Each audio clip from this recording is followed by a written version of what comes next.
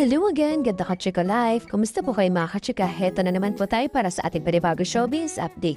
For today's video, pag-usapan nga po natin kung ano ang mga nangyari kay Miss Jillian Ward. Inilarawan nga po ng kapuso star na si Miss Jillian Ward ang karanasan niya sa buong 2025. Sa panayam nga po ng GMA Integrity News, kamakailan sinabi nga po ni Miss Jillian na transformative umano ang taong 2025 para sa kanya. Transformative, saad nga po ng aktres, sobrang dami ko pong natutunan. Marami akong kinailangan i-overcome. But I feel like I needed that para talaga maging better person ako and better artist. Tugtog pa nga po ni Miss Jillian. Kung matatandaan niyo nga po, isa po sa pinakamalaking kontrobersyang pinaharap nga po ni Miss Jillian ay ang pagkakaroon niya ng sugar daddy.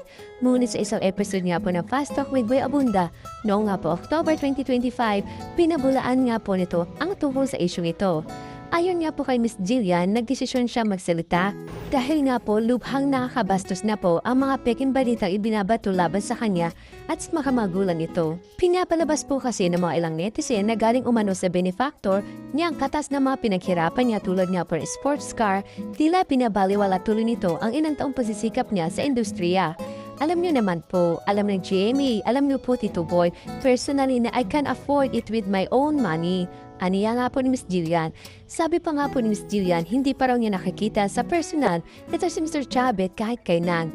So hindi ko po talaga alam paano nila nagagawa-gawa lahat ng to kasi never ko po talaga siyang i-meet.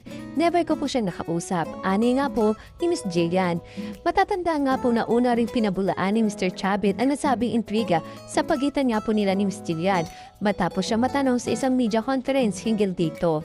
Samantala, looking forward naman po si Miss Jillian na yung 2026 dahil nga po sa bago niyang show sa Kapuso Network na Never Say Die kung saan makakasama niya nga po si pambansang ginoo na ito nga po ay si Mr. David Cauco. Po ang video ito, subscribe na sa Starlight Showbiz YouTube channel and please don't forget to hit the bell button for our latest updates.